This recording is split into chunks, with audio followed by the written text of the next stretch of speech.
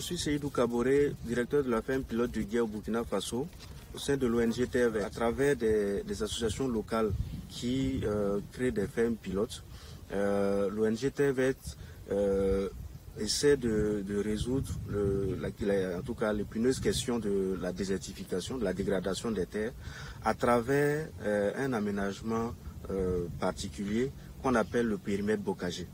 Donc le défi premier du périmètre bocager, c'est de pouvoir garder l'eau de pluie là où elle tombe, c'est-à-dire là où dans les champs. Une fois que les parcelles sont aménagées, il y a des techniques de production durable qui sont basées sur le zaï, le sous-solage, la rotation culturelle, le pâturage rationnel, qui ensemble vont permettre de pouvoir cultiver, de pouvoir produire durablement sur la parcelle. Au jour d'aujourd'hui, au niveau des périmètres bocagers, nous avons pu aménager autour de 1580 hectares au profit de plus de 540 familles. Donc ces familles-là, aujourd'hui, travaillent en tout cas dans un cadre bien protégé, donc protégé des animaux, protégé de l'érosion hydrique, de l'érosion éolienne, et surtout qui offre de meilleures conditions donc, pour pouvoir produire plus durablement les cultures.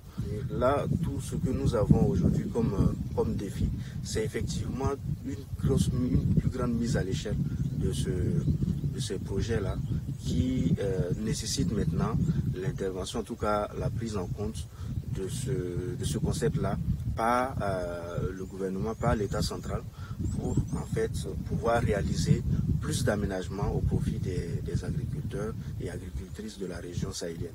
Alors un témoignage que je peux présenter, c'est que là où nous sommes en train de parler, c'est un terrain qui avait été abandonné depuis longtemps et autour des années 90 et 2000, ce périmètre a été aménagé.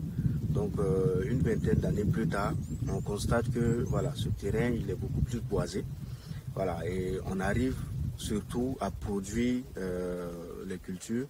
Et avec le sorgho, nous sommes autour de 2 tonnes à l'hectare pour les rendements. Pour ceux qui ne croient pas, en tout cas à l'initiative de la Grande Muraille Verte, cette initiative, bien que inodore, incolore, on peut le dire comme ça, cette initiative existe bel et bien.